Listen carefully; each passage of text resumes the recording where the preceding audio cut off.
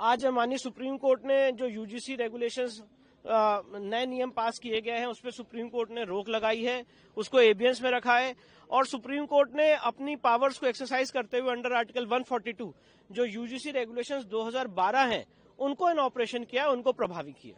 अगला कदम क्या रहेगा, क्योंकि इस पे सुप्रीम कोर्ट की तरफ अब सुप्रीम कोर्ट ने इस मामले में केंद्र सरकार को और सारे पक्षकारों को नोटिस जारी किया है और इस मामले की अगली सुनवाई 19 मार्च को निर्धारित की गई है। 19 मार्च को क्या कुछ होने की संभावना है? अब ये तो कोई व्यक्ति प्रेडिक्ट नहीं कर सकता है। केंद्र सरकार से जवाब मांगा है, केंद्र सरकार अपना जवाब देगी, फिर मामला आगे बढ़ेगा।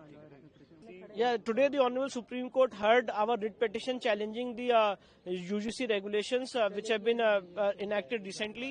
The Honorable Supreme Court has stayed the UGC regulations and has kept them in abeyance. The Honorable Supreme Court, in exercise of powers under Article 142, has directed that UGC regulations 2012 will be in operation till further orders, and the matter has been posted for hearing on 19th of March. सर्वोच्च न्यायालय ने जो नए rule regulations थे UGC के उनको stay कर दिया गया है और 2012 के जो रूल्स हैं उनको दोबारा से लागू कर दिया है। कारण माना है जो हमारा लगातार आर्गुमेंट था सर्वोच्च न्यायालय के सामने के 3C जिसके अंदर जातिगत भेदभाव की बात की गई थी, उसमें जनरल कास्ट को छोड़कर बाकी सभी कास्ट को उसमें इंक्लूड किया गया था और कहीं ना कहीं ये दर्शाया जा रहा था कि जनरल कास्ट ही सिर्फ जो है वो टारगेट करती है और कास्ट को, उसको लेकर बहुत चिंता व्यक्त की है और कहीं ना कहीं जो डिवाइड करने की बात, समानता की हमारा संविधान बात करता है, लेकिन ये रूल रेगुलेशन जो है वो कहीं ना कहीं विद्यार्थियों को डिवाइड करने का जो मामला है उसमें सामने आ रहा है और ये सीजीआई ने बिल्कुल साफ साफ माना कि रूल रेगुलेशन में कमी है और इसको सोचना और देखना पड़ेगा। इसी को लेकर उन्होंने कहा, एक सजेशन भी आया है कि एक कमेटी गठित की जाए और उस कमेटी के अंदर लीगल एमनी है, जो लोग एकेडमिक्स के हैं, कानूनी जानकार हैं, उन सबको रखा जाए और दोबारा से इसके बारे में फ्रेम करने के बारे में सोचा जाए। साथ साथ इसको स्टे कर दिया गया है। अब मार्च 2019 की जो है वो तारीख दी गई है। कमेटी में सर कौन कौन लोग होंगे, इसके बारे में क्या टिप्पणी की गई है? अभी जो सजेशन आया था उस सजेशन में लीगल एक्सपर्ट्स की बात की गई है, एकेडमिक्स की बात की गई है, सामाजिक जानकार जो है उनकी बात की गई है,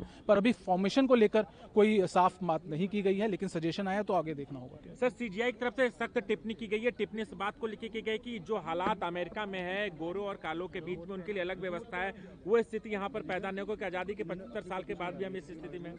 बिल्कुल जस्टिस बागची की तरफ से ये बात आई थी और बिल्कुल उन्होंने बिल्कुल सही कहा जो हम लोगों ने बोला भी था कि भाई अगर इस तरीके के रूल रेगुलेशन जो कि 3C की हम बात करते हैं, अगर इस तरीके के रूल रेगुलेशन बनाए जाते हैं तो कहीं ना कहीं एक पर्टिकुलर कास्ट को टारगेट किया जाए जिसको जनरल कास्ट हम लोग कहते हैं और उनको टारगेट करने का मतलब ये है कि कहीं ना कहीं आप बंटवारे की राजनीति कर रहे हैं और 77 साल के बाद अगर इस तरीके के रूल रेगुलेशन बनाए जाएंगे हमारे देश में, वो कहीं ना कहीं जो हमारा संविधान कहता है एकजुट रहने की बात, उसको कहीं ना कहीं आप उससे अलग जा रहे हैं।